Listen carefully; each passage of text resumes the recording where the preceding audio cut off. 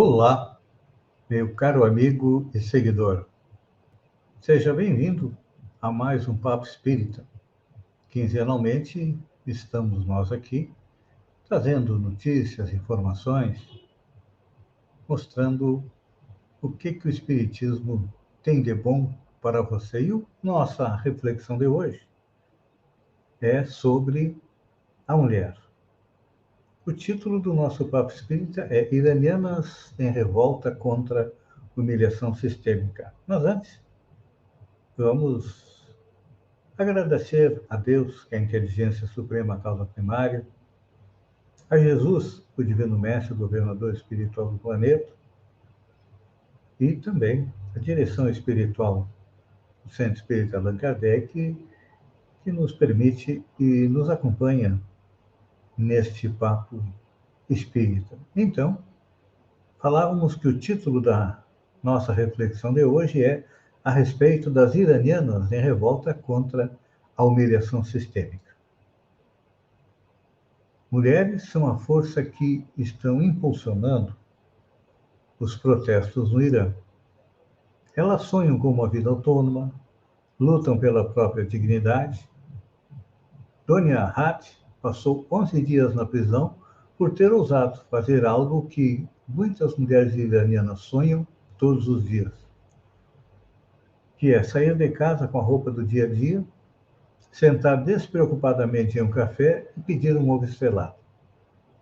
Um mês atrás, ela postou uma foto sua com a irmã num café do bairro Jabadieh, área pobre e tradicionalmente religiosa do sul da capital do Irã. E junto com a foto, a mensagem: fizemos uma pequena pausa no trabalho para tomar o café da manhã. No dia seguinte, sua irmã postou no Twitter que Donia havia sido presa. Pode parecer ridículo para vocês, mas tudo que queremos é ter uma vida simples e normal, disse a estudante Mariam, nome fictício, de 21 anos, que vive em Teherã. Meu sonho é poder ir à universidade com roupas do dia a dia, sair com amigos, poder rir e ser feliz, sem ter medo constantemente de ser preso. É que as iranianas estão lutando pelos direitos fundamentais mínimos. A morte de Gina Masha Amini, sob custódia policial, em 16 de setembro, provocou uma onda de protestos, em grande parte liderados por mulheres, no Irã e em diversos outros países. A revolta e protestos, liderados por mulheres, são contra a humilhação sistêmica, que as mulheres desempenham um papel importante nas manifestações. As iranianas estão lutando por direitos mínimos. E a gente percebe que, segundo a notícia ainda, pelo menos 234 pessoas morreram desde o início da mobilização no Irã. E 12.500 estão presas. É importante a gente parar e dar uma pensada, analisar o que está acontecendo. O que está acontecendo? É que o Irã é um país onde a religião impera, e de acordo com a religião dos ayatolás, a mulher é obrigada a sair de véu e, assim como no Afeganistão, aí tem poucos direitos. E o que vem acontecendo, dá para se dizer que é um reflexo da Primavera Árabe. Lembram que há alguns anos, muitos países árabes cuja população vivia sob um sistema ditatorial se rebelaram e conseguiram com que eles tivessem vez e voz. Claro que no Irã a coisa é difícil, é complicada, porque é uma teocracia, ou seja, o regime é um regime religioso extremamente conservador. E quando a gente olha para outros países, nós vemos coisas interessantes. Aqui no Brasil há uma luta pela igualdade. Pelo menos na Constituição existe igualdade de direitos, mas quando nós vamos ver na prática, essa igualdade ainda está bastante longe.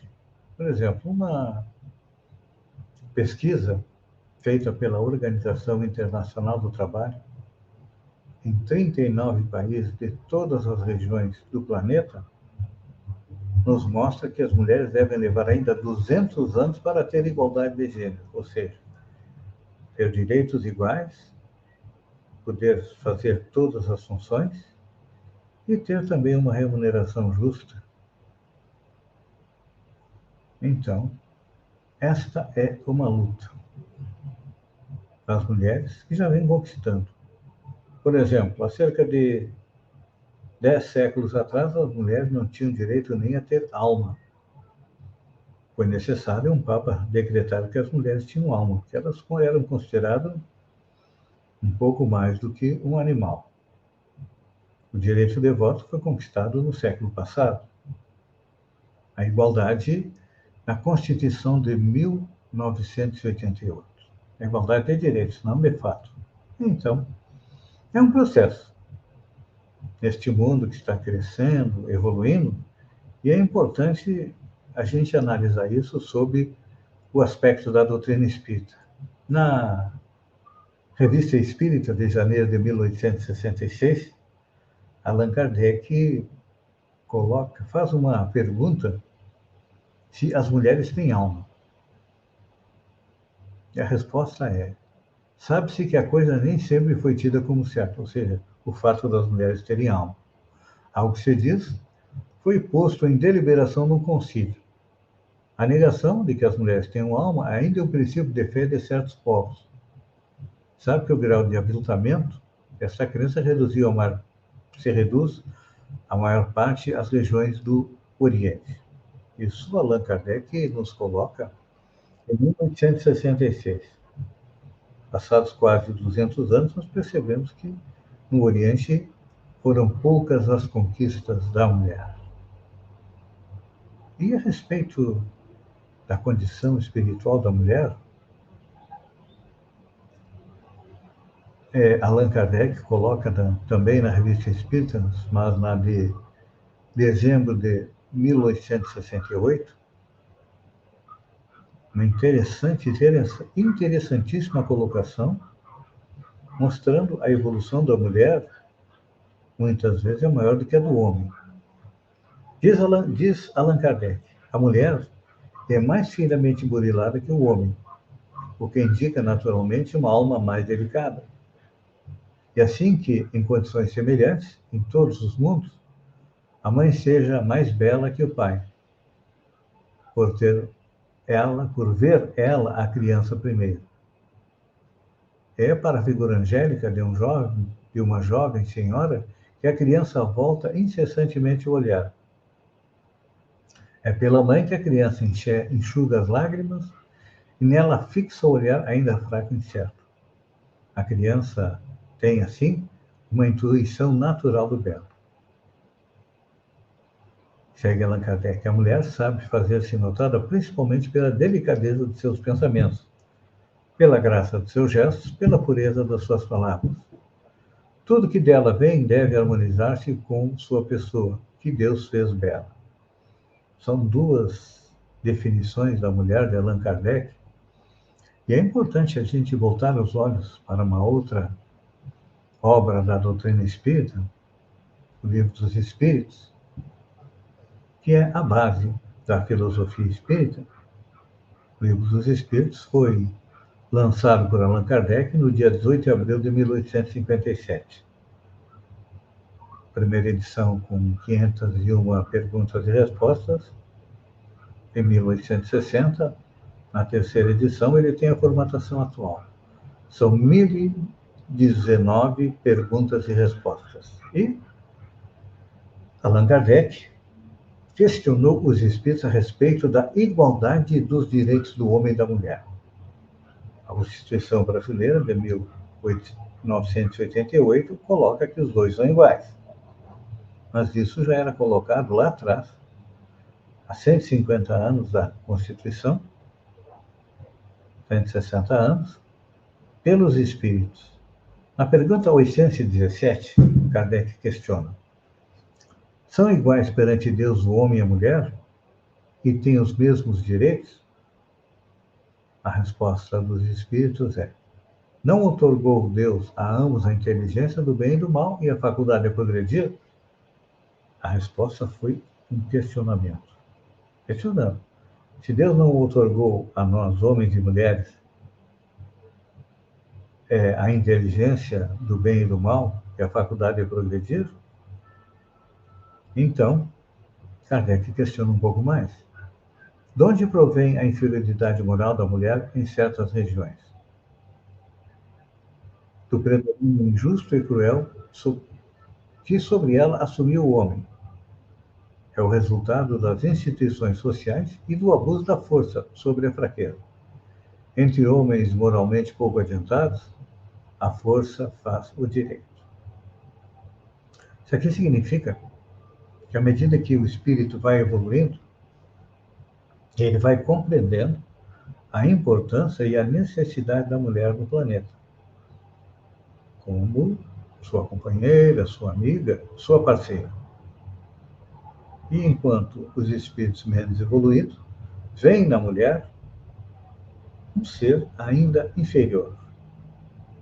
E é interessante a gente fazer um corte nisso aqui para lembrar que um dos pontos principais, um dos pontos fundamentais da doutrina espírita é a reencarnação. E Allan Kardec questionou os espíritos se o homem pode encarnar como mulher e a mulher como homem. E a resposta dos espíritos é que nós encarnamos tanto como homem como mulher, dependendo da nossa necessidade encarnatória. Então, quando a gente analisa esta resposta dos espíritos com aquilo que Allan Kardec colocou lá na Revista Espírita, percebemos que a mulher é mais evoluída moralmente do que o homem. A gente sabe que tem uns homens aí que são um pouco melhores do que um animal. São brutos vestidos de gente, que maltratam suas mulheres. E aí fica aqui uma reflexão. Todo homem que maltrata uma mulher, um dia vai reencarnar como mulher também, porque nós reencarnamos tanto como homem como como mulher, dependendo das nossas necessidades encarnatórias. E como a pedagogia de Deus é a pedagogia educativa, não é vingativa, como muita gente pensa que Deus castiga. Deus não castiga. Deus nos dá a oportunidade de corrigir os nossos erros. E qual a melhor maneira de nós corrigirmos os nossos erros? Passando pela mesma situação que nós infringimos a outra pessoa. Ou seja, aqueles machões que batem nas mulheres, provavelmente, numa encarnação futura, poderão estar na mesma condição que eles estão, na condição inversa do que eles estão hoje. Ou seja, quem bate, provavelmente, numa outra encarnação, virá como mulher, com um marido extremamente cruel para com ela. Tem uma história interessante. Certa feita, o Chico recebe uma senhora que passava por dificuldades no casamento. O marido tinha uma alma boa, mas quando bebia, virava do avesso. Saía, bebia, chegava em casa e batia na mulher. E ela não aguentava mais, né? Quase todo dia levava uma surra do marido e foi perguntar para o Chico: Chico, o que eu faço? Eu estou com vontade de me separar, eu vou deixar desse homem. Eu não consigo, não aguento mais tanto apanhar. Aí eu chego naquela calma proverbial dele, olha, minha irmã, quando vocês estavam na espiritualidade, você se comprometeu a auxiliar o seu marido atual a evoluir. E então, você vai ter que suportar. Mas será que eu vou ter que suportar? Eu disse para ela, tem que fazer um pouquinho mais ainda. Você tem que amar.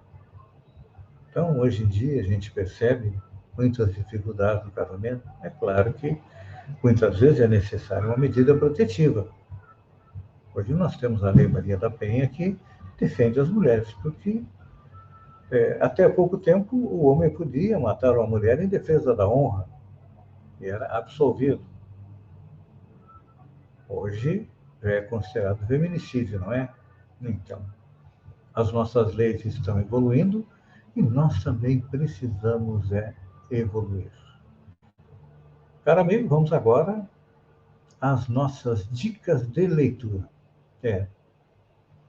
Neste Papo Espírita, eu vou compartilhar com vocês a importância de 2 livros para que possamos conhecer um pouco mais 2 coisas que estão à nossa volta. Primeiro, é a respeito do autismo.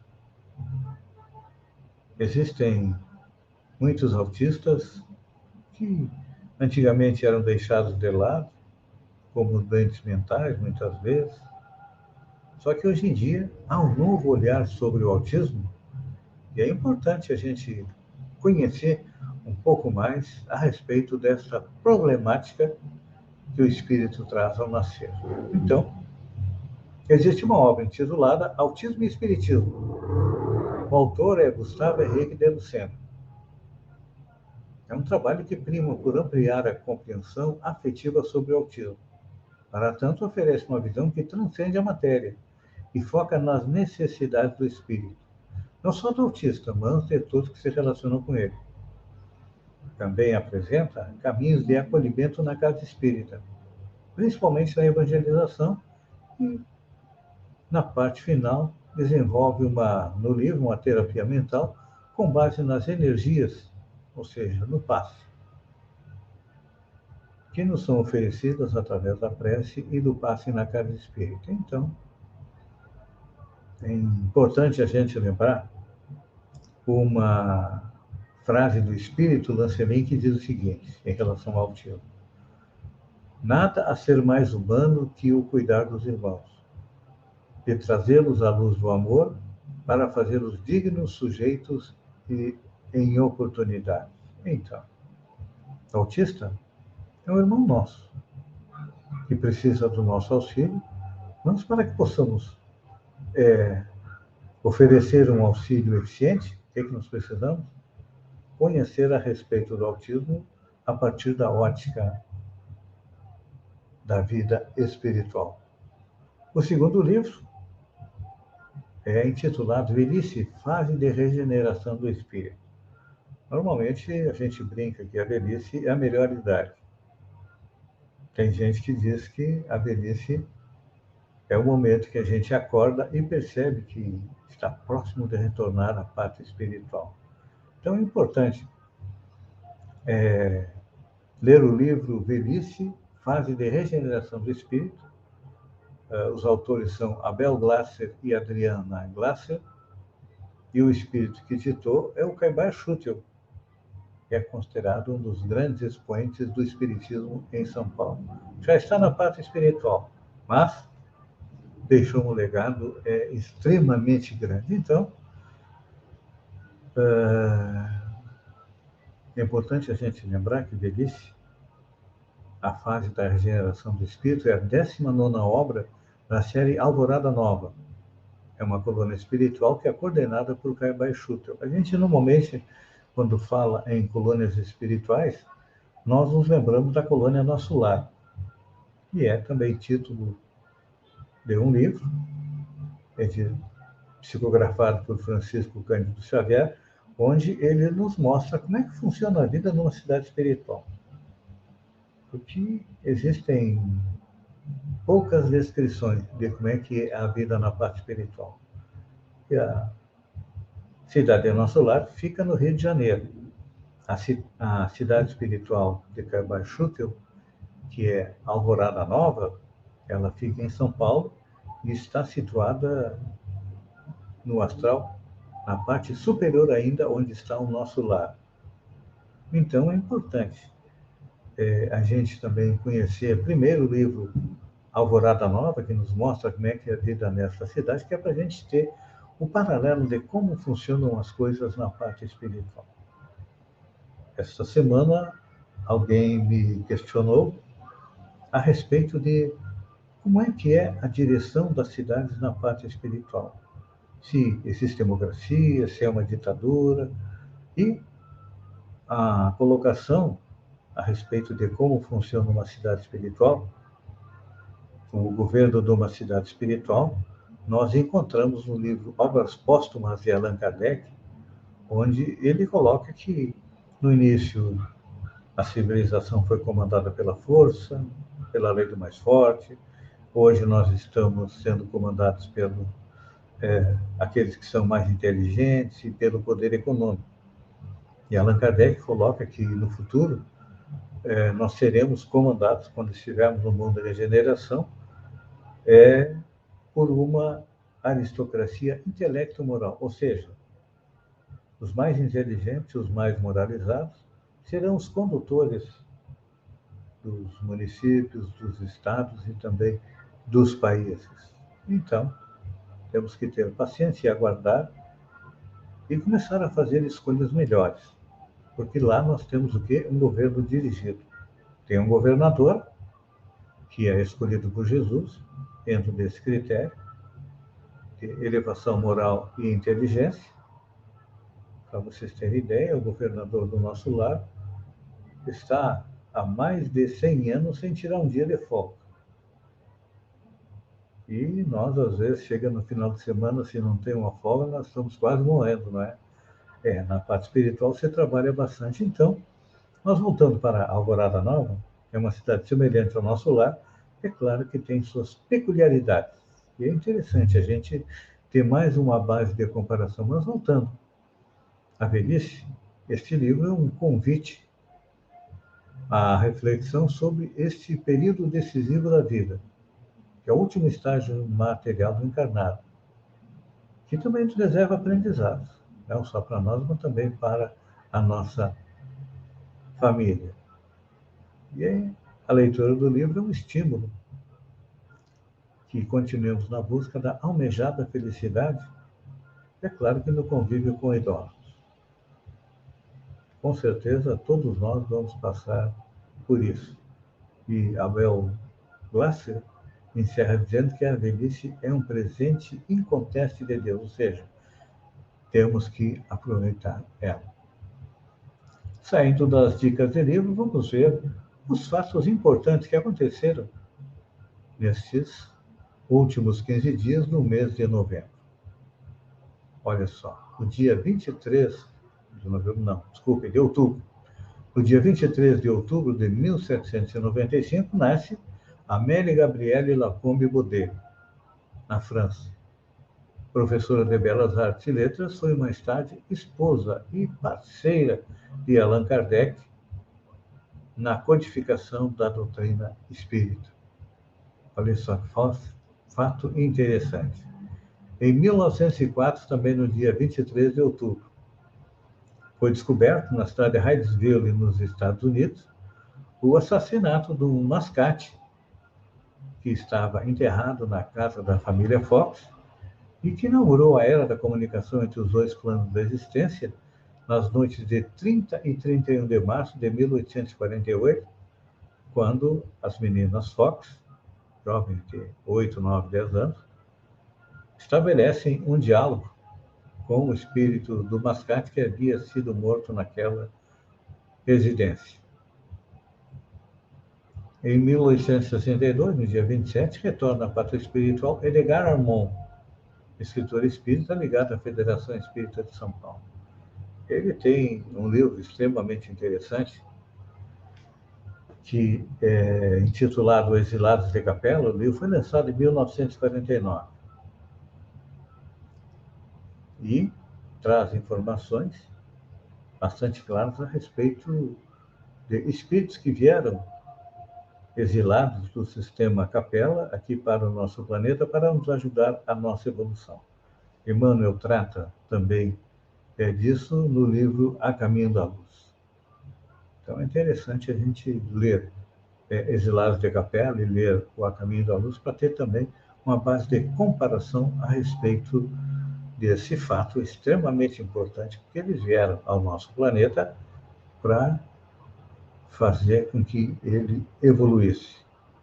Muitos já nos auxiliaram, retornaram para a capela e outros estão conosco nos auxiliando. Nos próximos dias, mais precisamente daqui a 3 dias, nós vamos aí lembrar dos nossos entes queridos que partiram para a pátria espiritual. Então, vou compartilhar com vocês aquilo que a doutrina espírita nos coloca a respeito dos finados. Quem são os finados? São os nossos entes queridos que retornaram à pátria espiritual. Porque a pátria espiritual é a verdadeira pátria. Nós estamos aqui na Terra transitoriamente. E muitas vezes a gente pensa o contrário. Não, minha vida é aqui na Terra, o resto não importa. Não. Ledo engano. A nossa vida, o principal da nossa vida é na espiritualidade. Nós estudamos, trabalhamos, nos preparamos e viemos aqui na Terra para fazer o quê? Para colocar em prática tudo aquilo que nós estudamos lá, com que nós nos comprometemos. E aí, muitas vezes, nós falhamos. Mas o Dia de Finados, claro que foi instituído como um dia em que nós reverenciamos nossos entes queridos que estão na pátria espiritual. E a tradição coloca que vamos até os cemitérios para lá prestar a nossa homenagem. Aqui também vai o esclarecimento.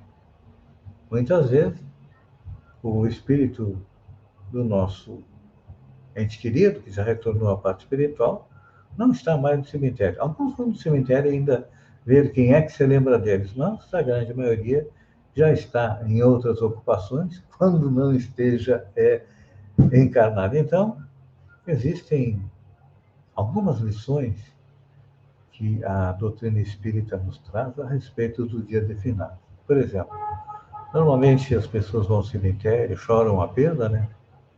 Ah, perdi meu ente querido. Não, não existe perda. O que existe é uma separação momentânea. Então, é importante a gente lembrar que o amor cria laços indestrutíveis e os espíritos que se amam verdadeiramente voltarão a se encontrar um dia, porque, sendo a nossa estada aqui no planeta com corpo de carne transitório, claro que mais dia, menos dia, todos nós vamos nos reencontrar na espiritualidade. Outro fato interessante, que muitas vezes nós não nos apercebemos. E Dia de Finados é importante para a gente fazer essa reflexão. É que a vida prossegue em ambos os lados. Você já parou para pensar que não importa de qual lado do plano espiritual você está, ou no plano espiritual ou no plano corporal, a vida prossegue e os espíritos continuam sua jornada de aprendizado rumo à perfeição. Porque nós, como espíritos, somos eternos, criados por Deus, simples e ignorantes, e Deus nos dá a oportunidade de crescer, de evoluir, de nos transformar em pessoas melhores. Então, não importa de qual lado do balcão, vamos dizer assim, nós estejamos ou encarnados ou desencarnados. A vida continua. Claro que a saudade dói, ou se dói, não é? Mas nós podemos substituir a saudade pela certeza de que mais dia, menos dia, vamos nos encontrar todos no lado de lá. E chegamos à terceira conclusão que o Espiritismo nos dá quando a gente começa a analisar o dia de finados. E é possível receber notícias de quem partiu. Muitas vezes as pessoas vão ao centro espírita, após a morte de um ente querido, tentando receber notícias, saber como ele está. Isso é possível de acontecer. Através do quê? Através da mediunidade.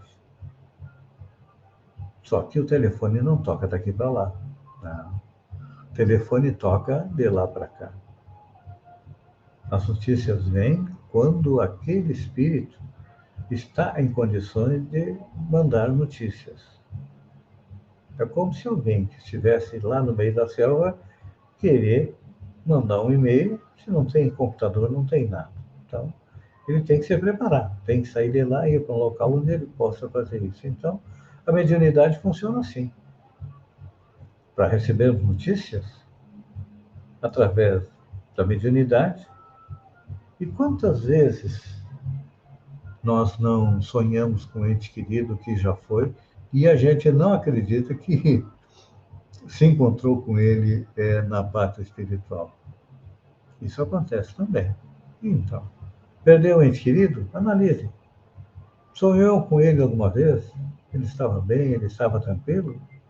Com certeza, e assim que ele está na espiritualidade, e não é um sonho, é que naquela noite seu espírito saiu do corpo e foi até a parte espiritual e reencontrou a pessoa amada, a pessoa querida. Então, claro que o dia de finados é um dia para relembrar os que partiram, mas não com revolta, com aquela saudade boa de quem sabe que não houve um adeus e quem sabe um até logo. Eu uso essa expressão até logo para agradecer a vocês por terem estado comigo durante esses minutos. Fiquem com Deus, uma boa quinzena e até o próximo Papo Espírita com Feijão. Quero encerrar agradecendo, já que no início nós agradecemos a oportunidade, volto a agradecer pela oportunidade de ter estado com vocês. E isso acontece graças à vontade de Deus, que é a inteligência suprema, a causa primária, o grande arquiteto do universo, a Jesus, o divino mestre, que dirige com amor os destinos do planeta, e também a direção espiritual do Centro Espírita Allan Kardec, que sempre nos acompanha quando todos nós iniciamos algo, fazemos algo de positivo para o esclarecimento de todos. Uma boa noite, fiquem com Deus e até o próximo Papo Espírita.